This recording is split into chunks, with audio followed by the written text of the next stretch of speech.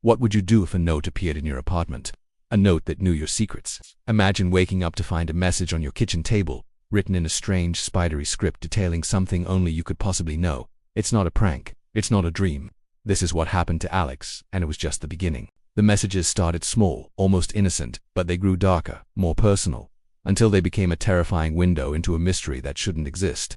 This is the story of the apartment that wrote back. At first it seemed like a dream come true. Alex, a recent college grad, had just moved into his first solo apartment.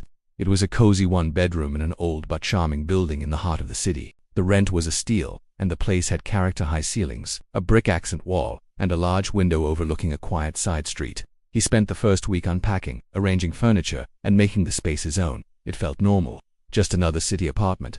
But soon strange things began to happen. It started with little things, a misplaced set of keys turning up in the most obvious spot, a door he swore he'd closed found slightly ajar. He chalked it up to the stress of moving, the fatigue of starting a new job. He was just adjusting. Then the first note appeared. It was simple, sitting squarely in the middle of his dining table. Don't forget to call your mom. It's her birthday. Alex froze. He had almost forgotten.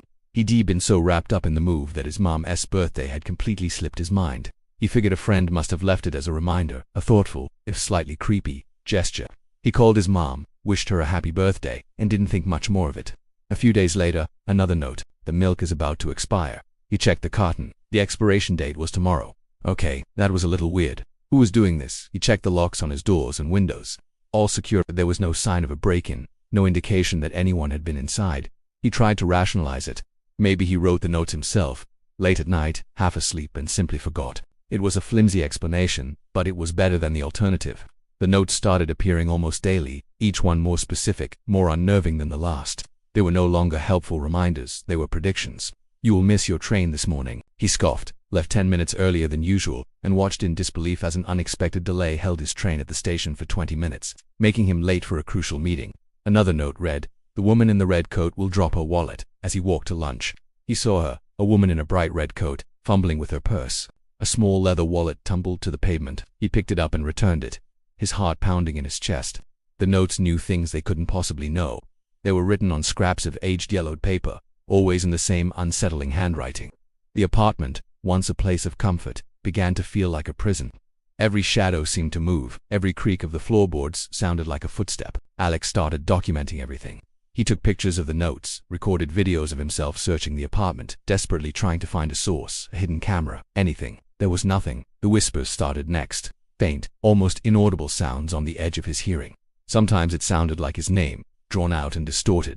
He'd whip his head around, only to find an empty room. The ticking of the antique clock on his mantel, once a comforting sound, now felt like a countdown to something dreadful. The notes grew more personal, referencing private conversations he'd had on the phone, insecurities he'd never spoken aloud, and childhood memories he'd long since buried. "You're still afraid of the dark, aren't you?" one note taunted. It felt like the very walls were watching him, listening to his thoughts, and judging his deepest fears. Then came the note that changed everything.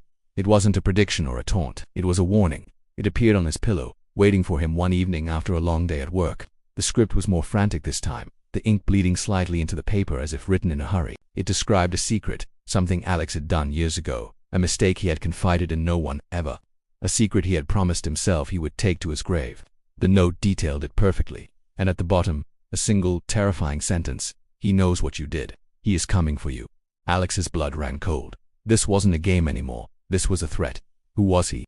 How could this entity in his apartment know that? He frantically packed a bag, his hands shaking so badly he could barely zip it closed. He had to get out. He couldn't stay another night. As he reached for the doorknob, he saw it. One final note, slipped under the front door. It looked different from the others.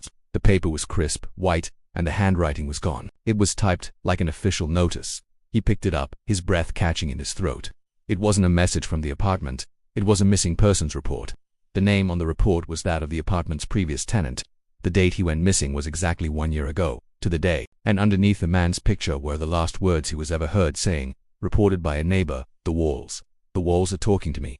The final note from the apartment lay on the floor behind him. It read, not as a warning but as a statement: "You can't leave. You're part of the story now." The video fades, leaving Alex's fate unknown, the mystery unsolved. What would you do if your own apartment started writing back? Would you stay and try to solve the mystery? Or would you run and never look back? Let me know in the comments if you've ever experienced something you just can't explain. These true mysteries are all around us, hidden in the shadows. If you want to hear more stories that will haunt you, make sure to like this video and subscribe to the channel. And for those of you who want to dive deeper, I've left a link in the description with exclusive files and evidence from Alex's case. Thanks for watching. Sleep well.